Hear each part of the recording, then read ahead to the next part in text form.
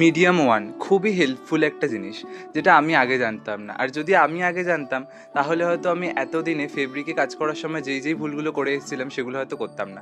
তাই আজকে আমি চলে এসেছি যাতে তোমাদের সেই ভুলগুলো না হয়। আমি আগে অনেকবারই এই ভুলটা করেছি।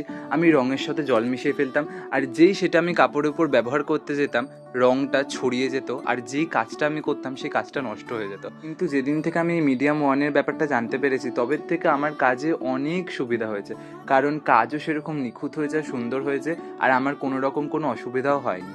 হয়তো তোমাদের মধ্যে বেশিরভাগ জনই মিডিয়াম ওয়ানের ব্যাপারটা জানো, তাও ভাবলাম তোমাদের সাথে একটুখানি শেয়ার করি, কারণ আমি একটা সময় এই কষ্টটা ফেস করে এসেছি। তো যারা তোমাদের মধ্যে জানো না তারা যেন এই কষ্টটা না ফেস করো, তাই আমি তোমাদের সাথে শেয়ার করলাম।